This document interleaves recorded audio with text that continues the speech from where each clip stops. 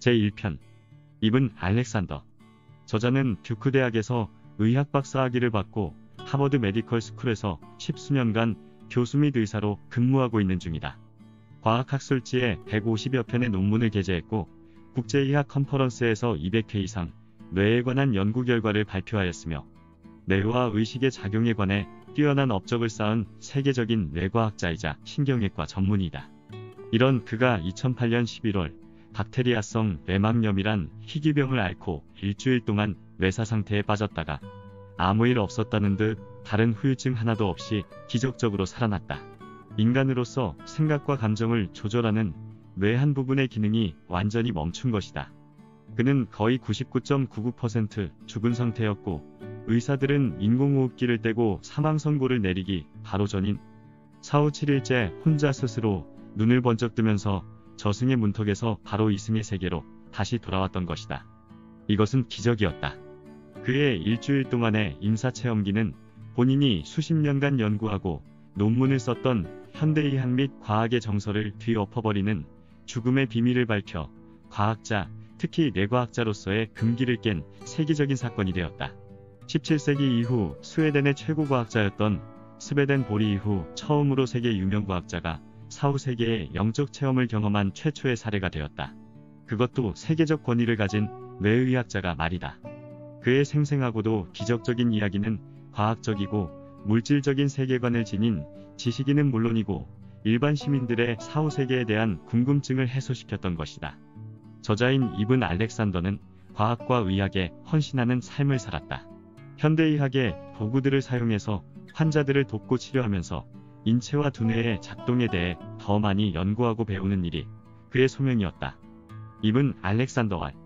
아무튼 2008년 11월 10일 54세의 나이에 나의 행운은 끝이 났다. 나의 대뇌 심피질, 즉 우리를 인간이게끔 해주는 뇌의 표면이 기능을 멈춰버렸다. 그것이 작동하지 않았으니 사실상 뇌가 부재한 상태였다. 우리의 뇌가 부재하면 우리 자신도 부재하는 것이나 다름없다. 지난 수십 년간 나는 신경외과 의사로서 나의 환자들과 다른 유사 환자로부터 사후세계에 관한 신비한 경험담을 익히 많이 들었다. 대개가 심장마비가 일어난 후였는데 신비롭고 놀라운 풍경 속을 여행하였다거나 죽은 가족들과 대화했다거나 심지어는 신을 직접 만나봤다는 사람도 있었다. 난 내가 직접 뇌사의 경험을 겪기 전까지는 의사의 신분 아니 뇌과학자의 신분으로 이런 현상들을 얘기하는 사람들이나 환자들에게 그것은 환상이라고 설명을 해주었다. 뇌가 작동을 하지 않으면 당연히 우리 인간의 의식활동이 꺼진다고 말했다. 왜냐하면 뇌는 애당초 의식을 만들어내는 기계이기 때문이다라고 말했다. 뇌사라는 것은 TV를 보다가 코드를 뽑아버리는 경우와 같다고 말했다. 우리가 TV를 보다가 불쑥 전원 코드를 뽑아버리면 TV가 꺼지는 경우와 똑같은 상황이라고 다른 사람들이 이해하기 쉽게 설명도 하였다. 당신이 얼마나 지구에서 즐거운 인생을 잘 살았든지 간에 인생쇼는 끝이 난다. 위의 말들은 내가 뇌사 상태에서 임사체험을 직접 겪기 전 신경외과 의사로서 생각하고 연구했던 것을 윗사람들에게 일반적으로 말했던 내용들이다. 보통 보고되는 임사체험자들의 상당수는 잠시 동안 심장이 멈추었을 때 발생한다. 이 경우에는 대뇌 심피질이 일시적으로 비활성화되지만 대략 4분 이내로 심폐소생술을 하여 심장 기능을 활성화시켜 산소 공급을 하면 뇌가 크게 손상하지 않는다. 그러나 나의 경우는 대뇌 심피질이 이미 꺼진 상태였다. 물리적 뇌의 한계에서 벗어나 완전히 독립적으로 존재하는 의식의 세계와 직면하게 된 것이다. 어떻게 보면 내 경우는 임사체험의 완결판이었다고 말할 수 있을 것이다. 수십 년간 신경외과 의사로서 쌓아올린 연구 업적과 수술실에서의 실제 작업 경험 덕분에 보통 사람들보다 높은 수준의 위치에서 내게 일어난 임사체험의 실상뿐만 아니라 그것의 실제 의미를 정확하게 판단할 수 있었다. 내가 직접 사후체험을 한 것은 말로 설명할 수 없는 실제 엄청난 것이었다. 결론적으로 육체와 뇌의 죽음이 의식의 종말은 아니라는 것이다. 인간은 사후 즉시 그 영혼은 우주를 향해 날아간다는 것이다. 곧 의식이 뇌를 탈출하여 머나먼 우주로 날아가는 것이다. 더욱 중요한 사실은 우리 인간들 하나하나를 사랑하며 우주와 그 안에 있는 모든 존재들이 궁극적으로 어디로 날아가는지에 대해 세심히 들여다보며 보살피고 있는 신이 존재한다는 사실을 굳게 믿게 되었다. 거대한 지성의 집합체인 신은 반드시 존재한다는 사실이다. 신은 우주의 외로운 아주 조그만 별인 지구의 60억 모든 인간들까지도 세세히 들여다보고 있다는 것이다. 그래서 우리 개개인의 모든 일은 하나님 또는 신 우주 창조주가 역사하신다라는 말을 진정으로 믿게 되었다. 내가 일주일 동안 머물렀던 그곳은 환상이 아니라 실제로 존재한 또 하나의 세계였다. 우리가 지금 살고 있는 지구에서의 삶. 더 작게 보면 내가 54년 동안 지구에서 살았던 나의 삶이 오히려 거꾸로 꿈처럼 느껴졌으며 바로 그곳이 실제였다. 리얼이었다. 아무튼 내 영혼이 일주일 동안 머물렀던 그곳이야말로 환상의 세계가 아니고 진짜로 실제 세계였다. 그렇다고 내가 지금 지구에서의 삶의 가치를 두지 않는다는 말은 아니다. 단 지구의 삶도 중요하지만 사후 그곳에서의 영생의 삶이 더 중요하지 않을까 생각한다. 아무튼 사후 체험 이후 나는 오히려 지금 살고 있는 지구, 이 지상에서의 삶을 좀 더 의미 있고 폭넓게 보게 된 것이다. 난 사후 세계에 대한 체험을 하고 나서 인간의 삶에 대한 진정한 맥락을 이해하게 되었다. 우리의 삶은 무의미하지 않다.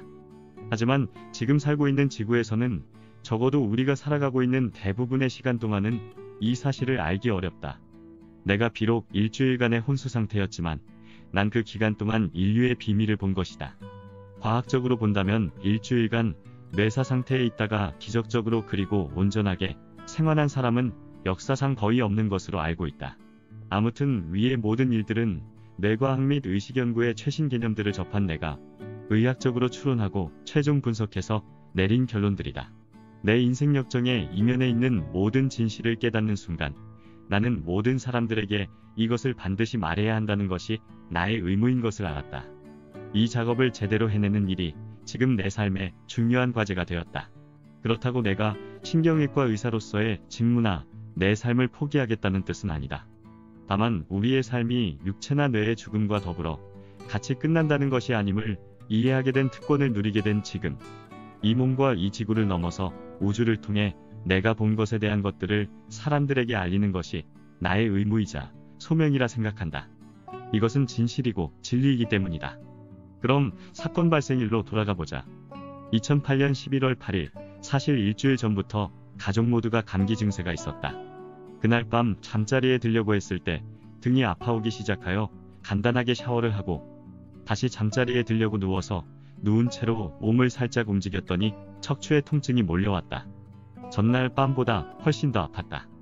나의 의학상식으로 인플루엔자 바이러스 외에 몇 가지 원인이 더 작용하고 있다고 확신을 했다. 그러면서 겨우 잠이 들어 새벽녘에 잠이 깼다.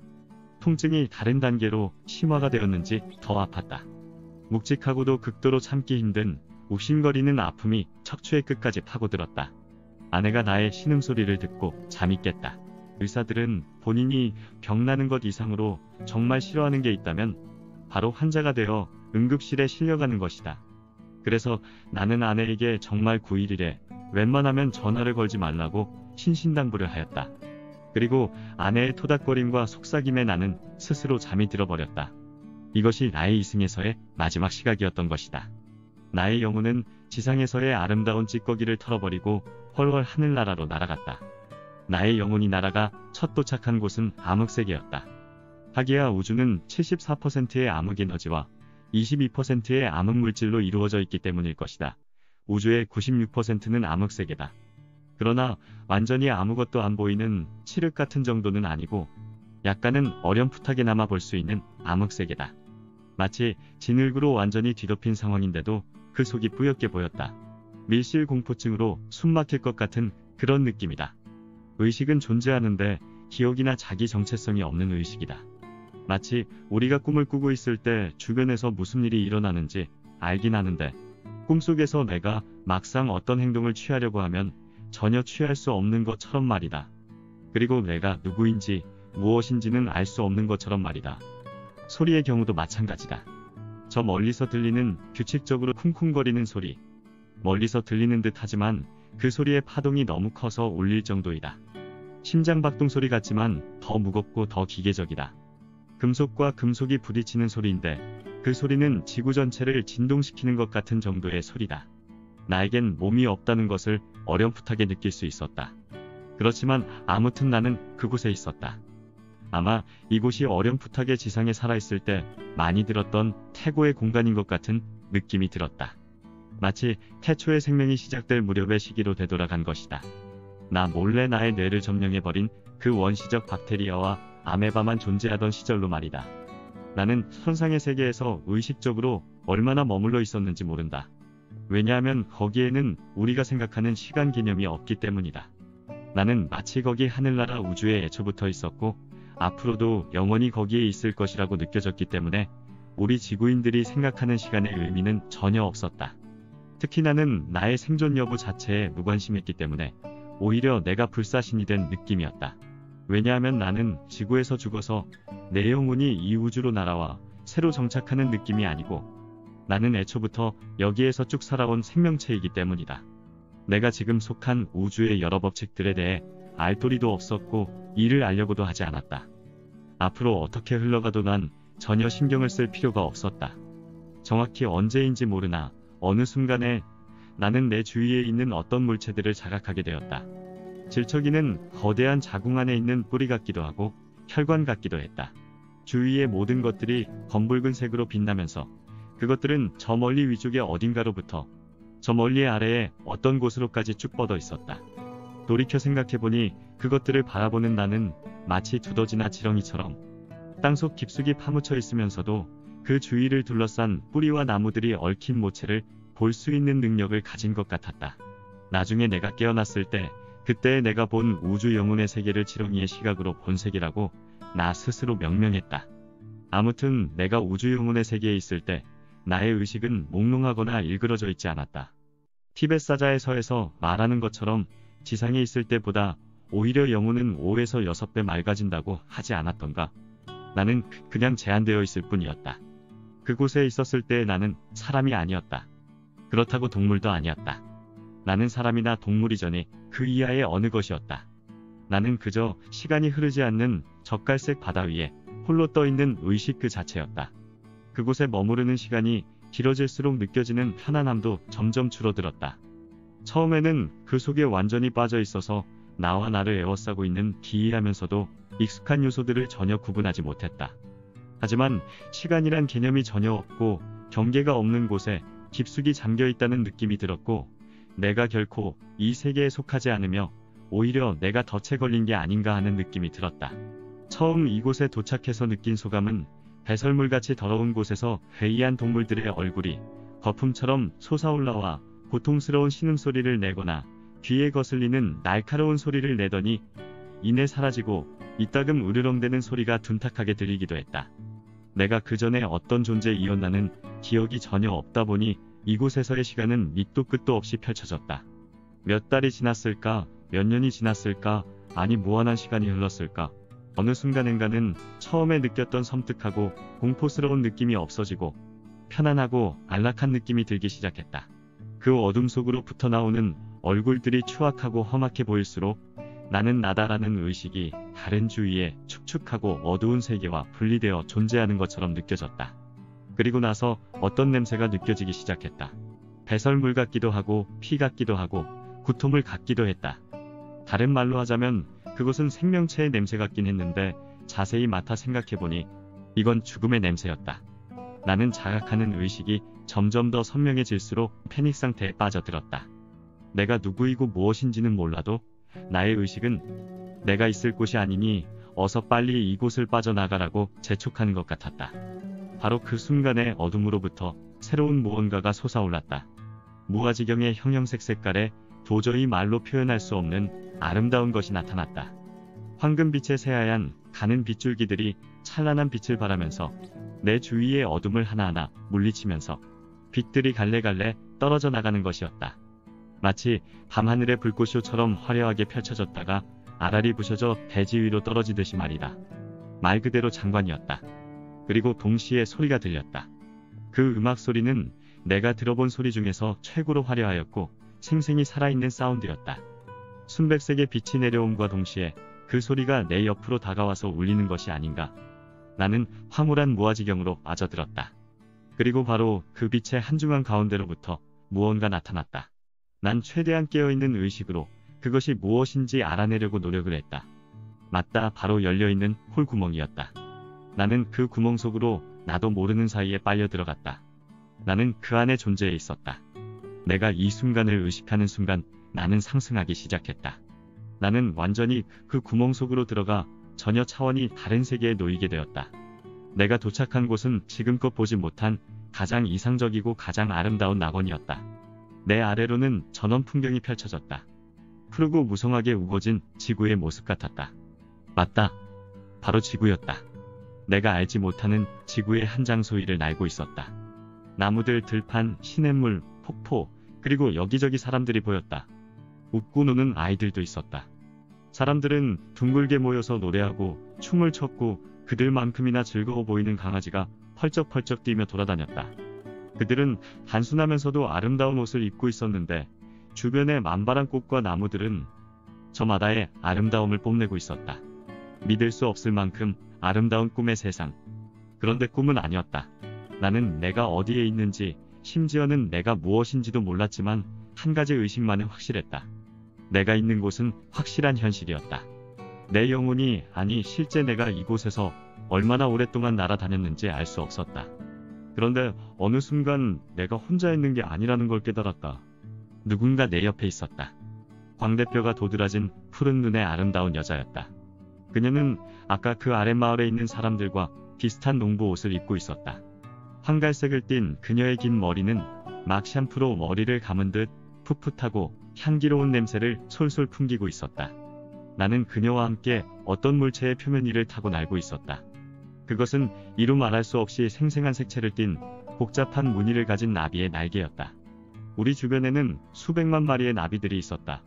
거대한 파도를 이루는 무수한 퍼덕거림이 아래쪽의 푸른 나무들 속으로 들어갔다가 다시 나와서 우리에게 돌아오곤 했다. 나비들이 각각 별개로 노는 것이 아니라 모두가 한 몸이 되어서 마치 거대한 생명과 색채의 강물이 되어 하늘을 가로지르며 날고 있었다. 우리는 둥근 고리 모양의 편대비행으로 여유롭게 만발한 꽃들을 지나쳤다. 우리가 가까이 스칠 때마다 나무의 봉우리들은 활짝 피어났다. 여인의 옷차림은 간소했지만 파스텔 톤의 연한 블루 색깔은 주변의 모든 사물들처럼 아주 강력한 느낌이었고 너무나도 생생히 살아있는 느낌이다.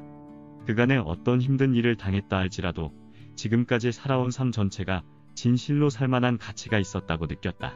그렇지만 그녀의 눈빛은 다정하거나 사랑을 어필하려는 로맨틱한 눈빛은 아니었다. 지상에서 우리가 경험한 모든 종류의 사랑을 넘어선 듯한 그런 눈빛이었다. 그녀의 눈빛은 거짓과 위선을 전혀 모르는, 내가 지구에서도 한 번도 보지 못했던 순수하고 참되고 사슴 같은 우수를 담고 있는 커다란 눈이면서도 영롱한 눈빛이었다. 아무튼 영적인 차원에서 지구인보다 훨씬 더 레벨이 높은 차원의 영롱한 눈빛이었다. 그녀는 나에게 어떤 언어도 구사하지 않고 무언가 텔레파시로 전달했다. 그 메시지는 바람처럼 나를 관통했고 나는 그 메시지가 진실임을 금방 깨달았다. 지금 내가 겪고 있는 이 상황이 실체가 없는 덧없는 환상이 아니라 진짜 현실이라는 것이다. 그녀가 나에게 준 메시지는 다음과 같았다. 그대는 진실로 사랑받고 있고 소중히 여겨지고 있어요. 영원히 그대가 두려워할 것은 아무것도 없어요. 그대가 저지를 수 있는 잘못은 아무것도 없어요. 이 말을 들은 나는 깊은 안도감이 몰려왔다. 마치 평생 동안 전혀 이해하지 못한 채로 살아온 인생이라는 게임의 규칙이 적힌 비밀 쪽지를 건네받은 느낌이었다.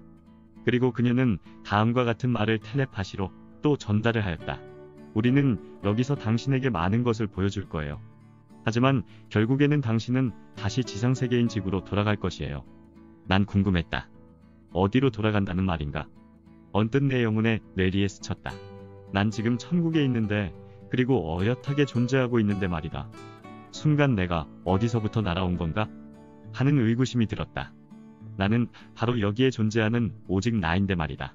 이 말은 나중에 내가 기적적으로 생還하여 생각해보니 사후에 영혼이 되어 천국으로 날아가면 지구에서 살았던 기억, 즉 천국에서의 나 관점에서 보면 전생이 되는 것인데, 그 전생에서의 삶의 기억들은 천국에서의 나 영혼의 뇌리에는 리셋이 되어버린 것이다. 지금 생각해보면 그녀는 나를 천국의 세계를 안내하는 안내용인인 천사이지 않았나 생각된다. 17세기 스웨덴의 최고 과학자인 스베덴보리가 영계 탐험을 했을 때 스베덴보리를 데리고 다니면서 천국의 여러 단계의 세계를 보여주고 안내했던 안내용인인 천사들인 것이다. 나 이븐 알렉산더는 누구 말에 현혹되어 귀가 쫑긋해지며 남의 말을 순순히 믿는 감상주의적인 단순한 사람은 아니다. 나는 하버드 의대 메디컬 센터에서 교수 및 신경외과 의사로서 특히 뇌과학 분야에 수십 년간 근무하면서 죽음이 어떤 모습으로 다가오는지도 잘 알고 있고 환자를 살려내려고 수술대에서 여러 시간 사력을 다했으나 결국은 인간의 몸이 생명력을 잃은 물체가 되어버렸을 때의 기분이 어떤지는 아주 잘 알고 있다. 그래서 나는 죽음이라는 고통을 다른 사람들보다는 더욱더 잘 알고 있다. 내가 기적적으로 생환을 해서 내가 직접 겪은 천국에서의 생활했던 느낌과 소회를 전달해 주려고 하는 것은 내가 죽음이 끝이라는 환상에서 깨어나 미지의 세계를 보았기 때문이다. 사실 나도 그 이전까지는 철저한 현실주의자였지만 지금은 아니다라고 단호히 말한다.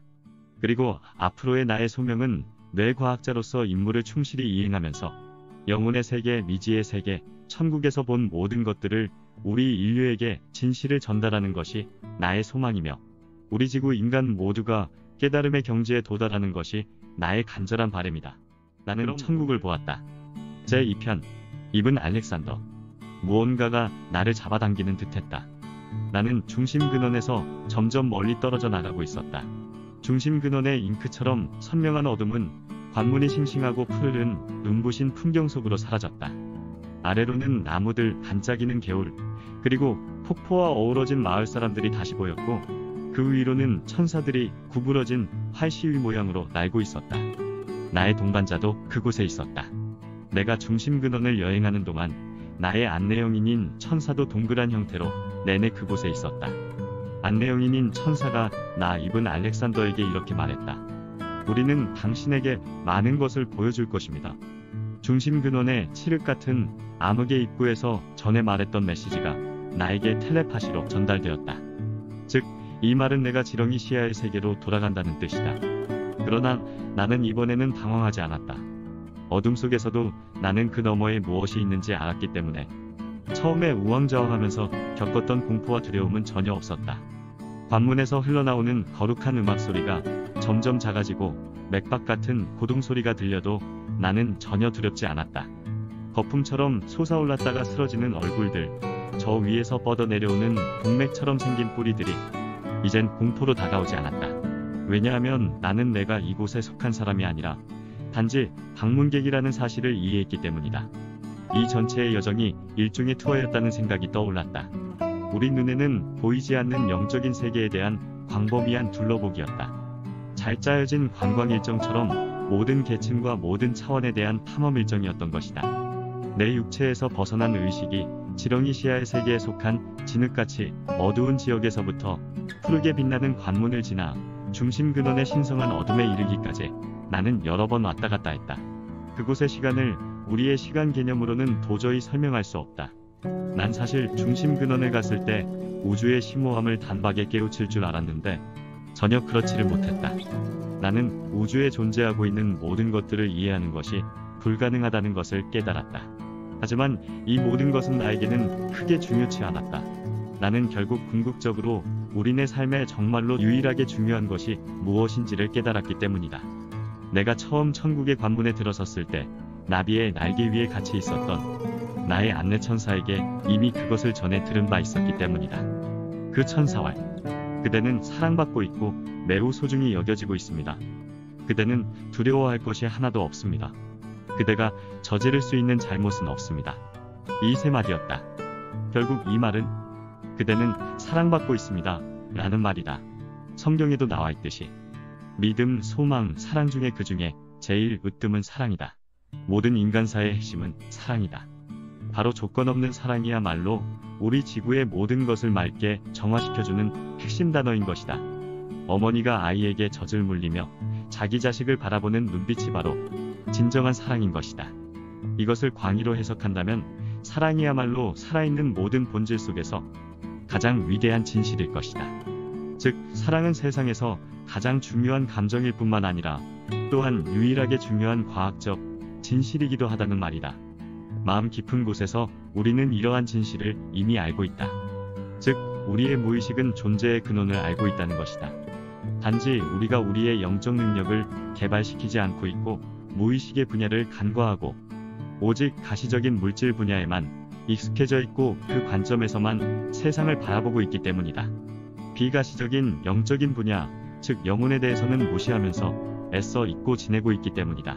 우리 인간은 뇌에 기반하는 우리의 물질적 삶의 관점에서는 우리의 뇌가 이 광활한 우주적 배경을 베일로 전부 덮어버려 우주의 진리를 보지 못하게 하기 때문이다. 그래서 지구의 인간, 즉 우리들은 이 같은 어리석음에서 하루빨리 깨어나야 한다. 별들로 수놓은 밤하늘을 보면서 보는 것에만 느끼지 말고 이 광활한 밤하늘에 셀 수 없는 별들의 세계로 직접 들어가 보라. 우리의 세계관이 얼마나 편협하고 옹졸했는지 알 수 있으리라. 내가 지렁이 시야의 세계에 머물 때 내 의식의 진정한 중심 주체가 있었다고 할 수는 없다. 내가 누구인지 무엇인지도 몰랐고 내가 정말 있는지조차 알지 못했으니까. 나는 그저 거기에 있었다. 시작도 없고 끝도 없는 것 같은 기괴한 자각으로만 있을 뿐이었다. 하지만 지금은 알 수 있다. 내가 신성의 일부이며 결단코 그 무엇도 이 사실을 부정할 수 없음을 이해한다. 우리가 신으로부터 분리될 수 있다는 의혹은 이 세상 모든 종류의 불안 심리의 근본 원인이며 이에 대한 치유는 그 누구도 각각 개개인의 인간을 신으로부터 떼어낼 수 없다는 사실을 우리 스스로 깨우침으로써 치유된다. 많은 수의 임사체험자들은 인생을 되돌아보는 라이프 리뷰를 통해서 자신이 여러 사람과 맺은 관계들, 자신이 이승에서 했던 선행과 악행을 돌아봤다고 보고하고 있다. 그런데 나는 그곳에서 내가 누구인지에 대한 자기 정체성이 전혀 없었다. 아무튼 나는 특이한 임사체험자인 것이다. 나는 지상에서 누구였는지를 기억하지 못한 덕분에 1000개의 미지의 영역까지 깊숙이 나아갈 수 있었다. 그 세계를 여행하는 기간 내내 나는 정말 아무것도 잃을 것이 없는 자유로운 영혼이었다. 그리워할 장소도 없었고 슬퍼할 사람도 없었다. 난 오직 영혼의 세계에서 철저히 나를 분석할 수 있었다. 그리고 진정한 우주의 본성에 무한히 접근할 수 있었던 것이다. 천계에서 좀 더 고차원으로 가려면 자신이 가지고 있는 집착이 무엇이든 간에 그것을 놓아버려야만 더 높은, 더 깊은 차원의 세계로 나아갈 수 있는 것이다. 왜냐하면 내가 천계에서 이것저것 경험하는 동안에 나는 과거 지상에서 겪었던 어떤 기억도 없었고 관문과 중심 근원은 전혀 꿈 같지 않고 완전한 실제였으며 환상과는 거리가 멀었다. 내가 느낀 유일한 심적 고통은 다시 지상으로 돌아가야 할 시점에야 비로소 발생했다. 나, 이분 알렉산더가 생각해보건대 지금 우리의 삶은 매우 중요한 기로에 서 있다. 우리는 우리의 뇌가 온전히 작동하고 있는 동안에 그리고 지상에 살아있는 동안에 3차원이 아닌 더 높은 차원의 영적인, 즉 정신적인 차원의 상승을 통하여 우리 인간 본연의 선함을 회복해야 한다. 내가 평생을 바쳐 연구한 과학과 내가 저 너머에서 배운 영적인 경험들을 자세히 고찰해보면 전혀 모순되지 않는다. 그러나 대다수의 과학자나 인간들은 이들이 서로 모순된다고 생각한다. 바로 그런 사상들이야말로 닫힌 세계관의 관점이다. 이제 다가오는 22세기에는 열린 세계관으로 이 우주를 아니 이 지구를 바라보아야 한다. 유물론적 세계관에 고착된 과학계의 일부 구성원들은 과학과 영성이 서로 양립할 수 없다고 주장을 한다. 나, 이분 알렉산더가 보기에는 그들은 잘못 알고 있는 것이다. 난 이번 여정을 통해 체험한 조건 없는 사랑과 수용은 최고로 유일한 중요한 발견이고 내가 그곳에서 배우고 느낀 핵심 단어는 진리와 사랑이다. 나는 진리와 사랑이라는 메시지를 지구의 모든 사람들과 함께 나누는 일이야말로 내 삶의 가장 중요한 과제이며 내가 우주 창조주인 하나님에게 부여받은 소명입니다. 나는 천국을 보았다. 제3편 이분 알렉산더. 나의 의식이 어디에 갇혀있다는 생각이 들 때마다 나는 아름다운 멜로디를 기억해냈고 그 생각들은 나를 바로 관문과 중심 근원으로 가는 길을 내게 열어주었다. 나는 나비 날개 위에 앉아있는 수호천사와 함께 아주 긴 시간을 보냈고 중심 근원 깊은 곳에서 우주 창조주와 빛의 모체로부터 영원한 시간 동안 배움을 받았다.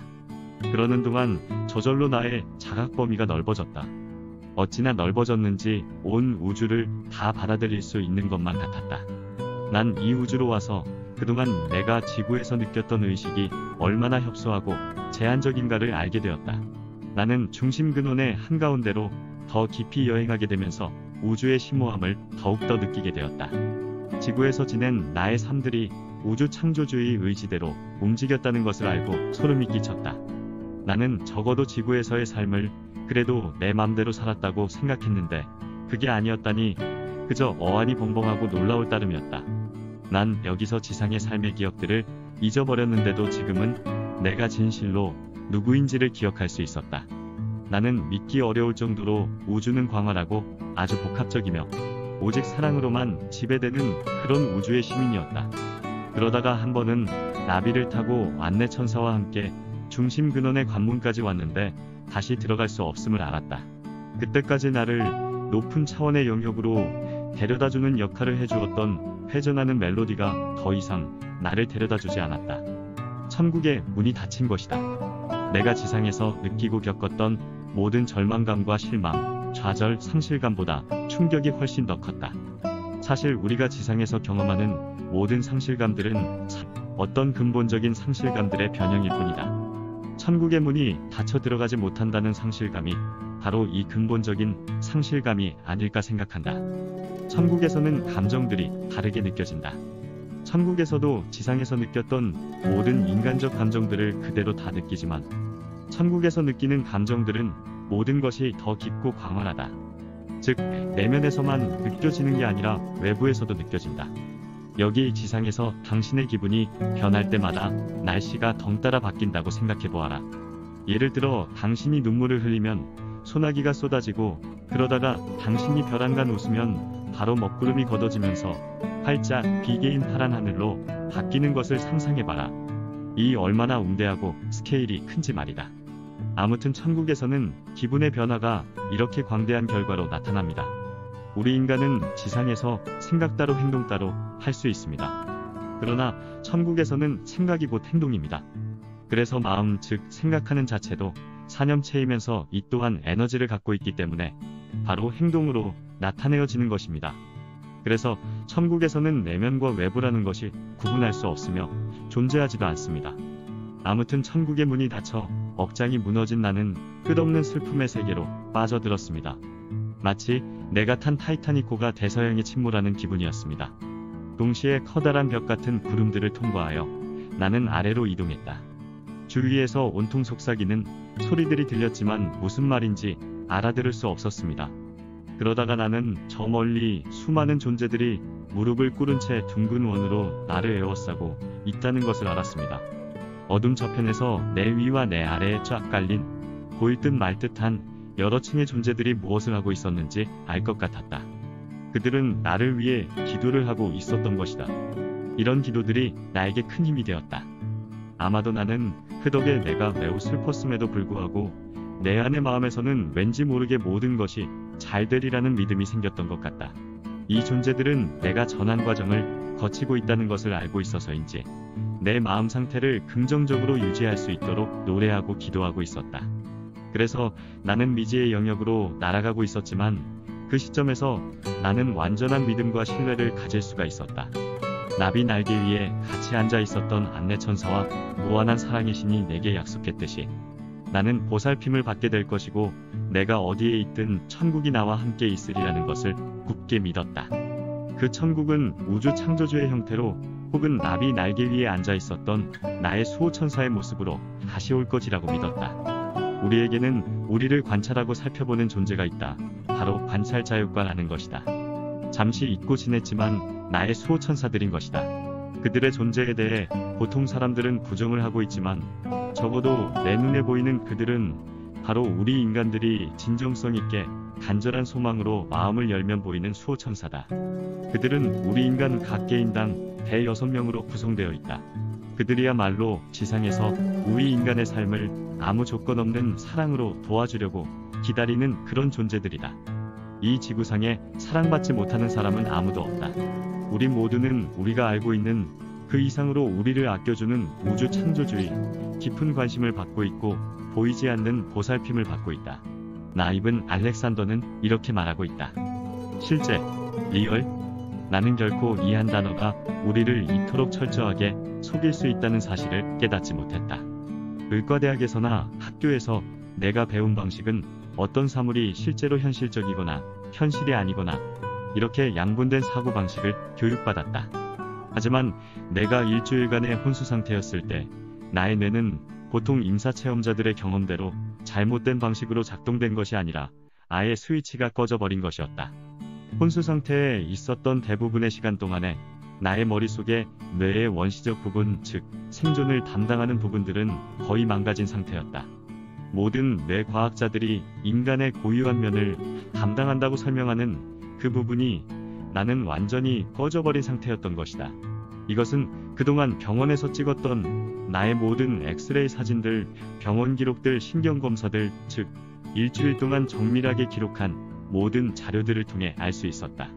내 사례에서 가장 중요한 점은 나의 개인적인 경험이 아니라 의학적인 관점에서 봤을 때 이 모든 병상 기록들을 검토 분석해보면 과학자들이나 의사들이 단순한 망상이라고 주장하기는 불가능하다는 것이다. 그래서 과학자나 의사들은 아직 이것에 대해 정확한 부연 설명을 못하고 있다. 왜냐하면 이 모든 것들이 팩트로 나와 있기 때문이다. 의과대학에서 배운 바대로라면 뇌는 내가 살아가는 이 세상을 만들어내고 감각기관들을 통해 들어오는 미가공 데이터를 의미 있는 세상에서 살아갈 수 있는 정보로 가공하는 일을 하는데 나의 뇌는 바로 그것을 담당하는 부분의 스위치가 꺼져서 셧다운된 상태였다. 즉 사망한 것이다. 그럼에도 불구하고 나는 살아있었고 깨어있었고 무엇보다도 사랑의식으로 특징 지어진 하늘나라의 세계에서 진실로 깨어있었다. 나의 의식에 관해서는 논쟁의 여지가 없는 사실 그대로였다. 나는 지금도 천국에서 실제 생활했던 모습들이 눈에 선하다. 나의 천국에서의 경험은 내가 지구에서 살고 있는 집보다 더 현실적이었고 벽난로에서 헐헐 타는 장작보다도 더 실제 현실이었다. 그러나 내가 수십 년에 걸쳐 획득했던 의학의 과학적 세계관 속에는 이 실제성이 들어설 가능성이 없었다. 1800년대 미국의 시인이자 수필가인 허먼 멜빌은 이렇게 말했다. 그리고 죽음이 다가온다는 것. 그것은 만인을 평등하게 만들고 만인에게 최후의 진실로 드러난다. 그것에 대해서는 오직 사자에서 돌아온 자만이 제대로 얘기해 줄 수 있으리라. 라고 말이다. 호주 국립대학교 존 커턴 의과대학의 신경생물학과 교수였던 존 커루 에클스겸은 이렇게 말하고 있다. 영적인 세상을 끝내 신경활동 모형으로 설명해버리는 소위 물질 만능주의를 표방하는 과학적 환원주의는 인간이라는 신비를 엄청나게 비하하고 있다. 우리 인간이 물질계에 존재하는 뇌와 육체를 가진 물질적 존재인 것과 마찬가지로 동시에 영계에 존재하는 영혼을 가진 영적 존재임을 인정해야 한다고 말이다. 19세기 초 덴마크의 실존주의 철학자인 키에르케고르는 이렇게 말했다. 사람이 속는 방법에는 두 가지가 있다. 하나는 사실이 아닌 것을 믿을 때이고 다른 하나는 사실인 것을 믿으려고 하지 않을 때다. 나는 천국을 보았다. 제4편 이븐 알렉산더. 내가 7일간의 혼수 상태에서 깨어나 의사로서의 신경과학 지식이 정상적으로 돌아오기까지 정확하게 2달이 걸렸다. 다시 뇌과학 분야의 신경의과 의사 및 교수 역할을 할 수 있게 된 것이다.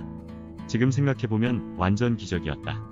좀 더 의학 전문 지식으로 얘기하자면 나의 경우에는 뇌가 장기간에 걸쳐 대장균 같은 gram 음성 박테리아에 의해 심각하게 공격을 받고 나서 후유증이 전혀 없는 상태로 완벽하게 회복된 사람은 지구상에 아무도 없었다. 즉 보고된 사례가 없었다는 것이다.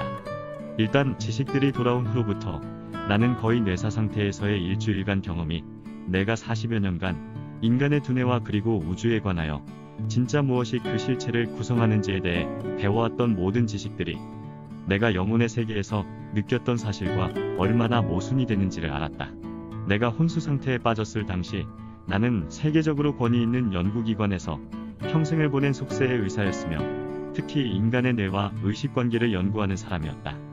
의식을 믿지 않았다는 것이 아니라 의식이라는 것이 완전 독립적으로 존재한다는 주장이 얼마나 논리적으로 말이 안 되는지에 대하여 다른 사람들보다 조금 더 파악하고 있었다. 20세기에 접어들어 1920년대에 양자 물리학이 태동함으로써 과학적으로 물질에 대한 정확한 분석을 하게 되었다.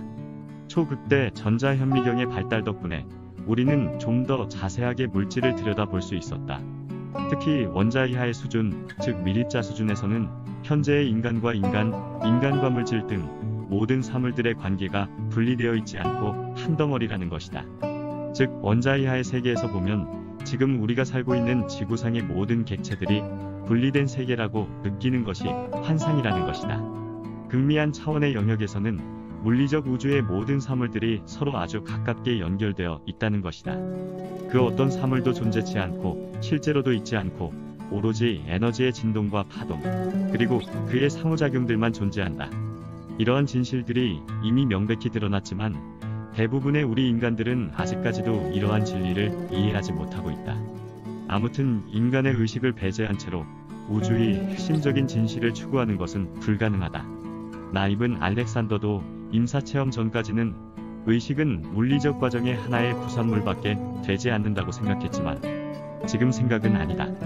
의식은 매우 실제적일 뿐만 아니라 여타의 현재 지구의 물질적 세상, 물리적 세상보다 더 현실적이라는 사실이다.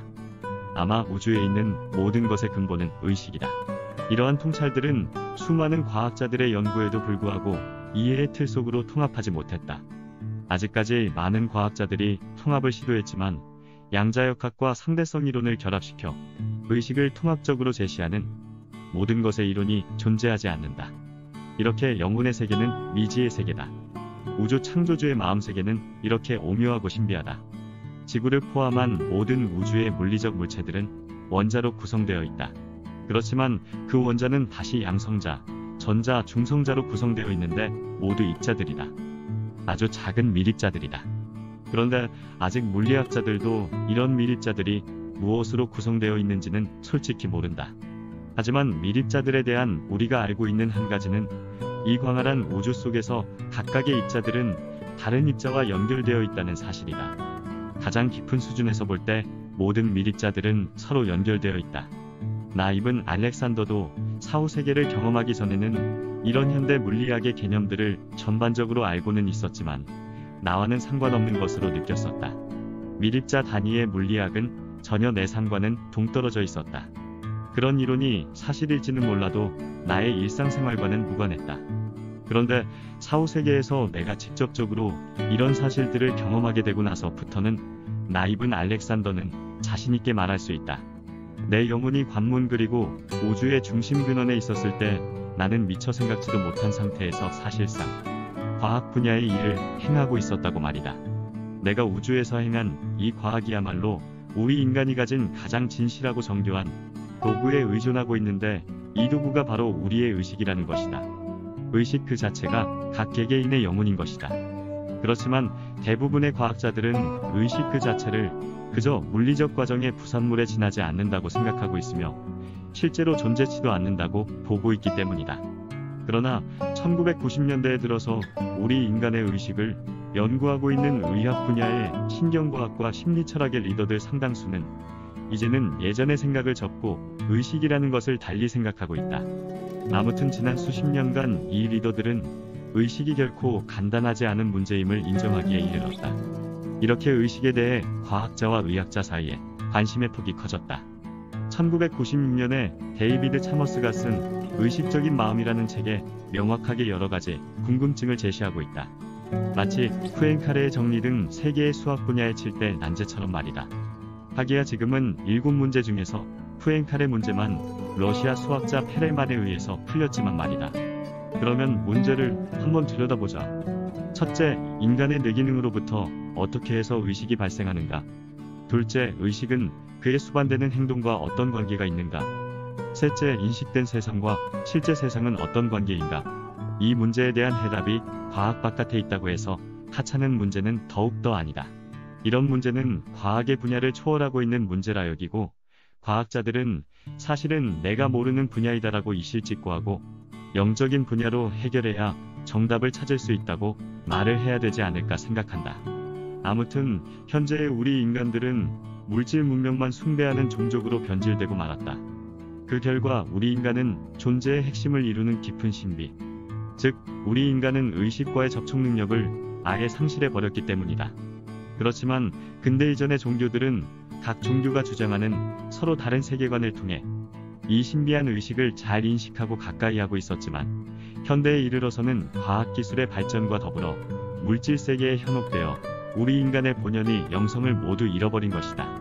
21세기 들어서는 첨단 기술의 획기적인 발전에 우리 인간들이 현혹되어 지구상의 어두운 그늘을 만들어 놓았다. 즉 전쟁, 무차별 살인, 자살, 도시의 황폐화, 생태계 혼란, 기후대격변, 경제의 양극화 등 말이다.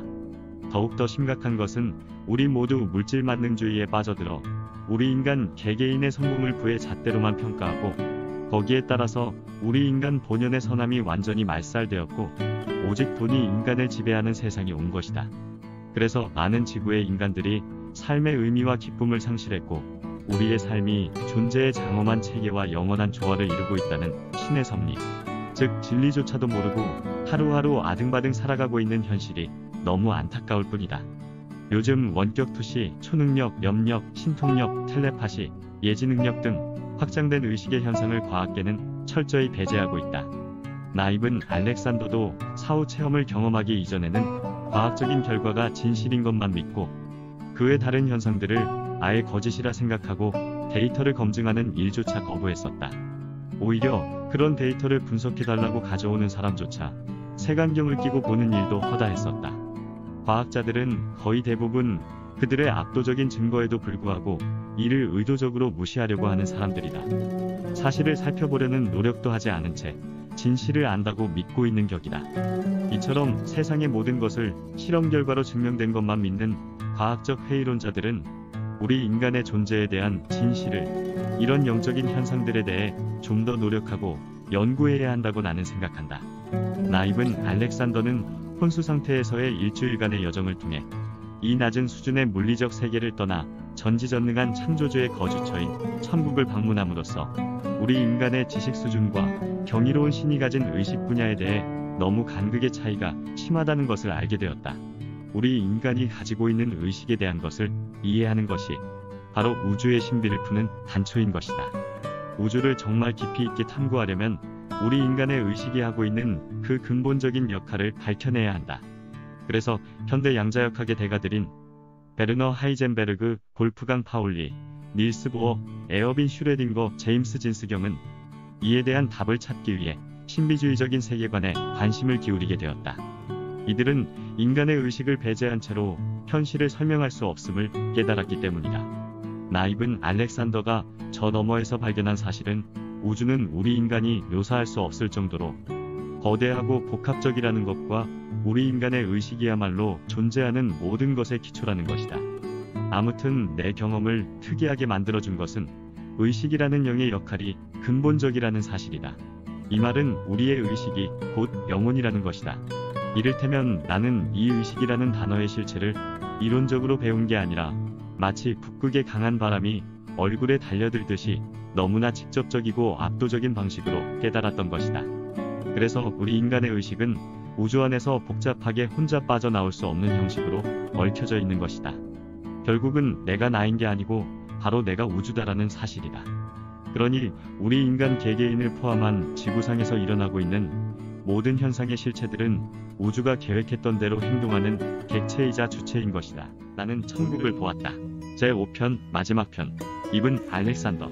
원제목은 더 프루프 오브 헤븐이다. 천국의 증명이다. 양자역학이 나타내는 수수께끼의 핵심에는 시간 개념과 공간 개념이 허위라는 사실이 있다. 우주의 대부분이 실제로 우리로부터 공간적으로 멀리 떨어져 있지 않다는 사실이다. 그렇지만 실제 거리상은 몇백 광년이나 멀리 떨어져 있다. 하지만 이건 이론상의 거리라는 것이다. 우주는 바로 우리 옆에 있는 것이다. 아니, 바로 여기에 있다. 단지 서로 진동수가 달라 우리가 느끼지 못할 뿐이다.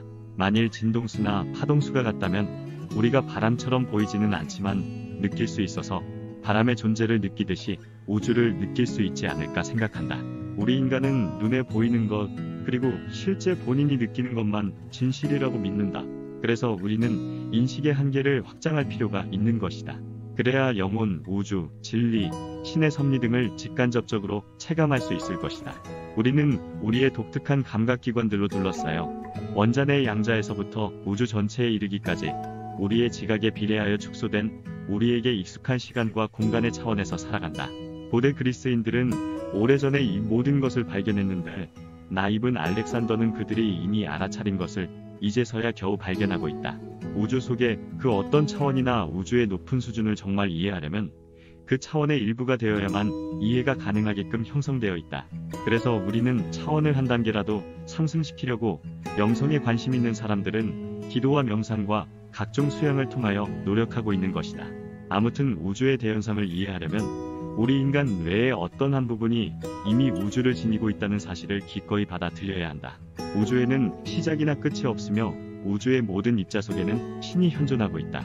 우리 인간이 신들이나 그들의 영적 세계에 대해 말하고 있는 것은 인간의 눈높이로 그들을 격화시켜 말한 것이다. 신들 세계 수준의 눈높이로 우리의 지각을 높여서 한 말은 아니라는 것이다. 그래서 우리의 불충분한 묘사로 그 세계의 정의로운 본성을 왜곡시키고 있는 것이 아닐까 생각한다. 그러나 우주가 비록 시작한 적이 없고 끝이 없을지라도 우주에는 수많은 구두점들이 있다. 이것의 목적은 존재들을 탄생시켜 신의 영광에 참여할 수 있게 하는 것이다.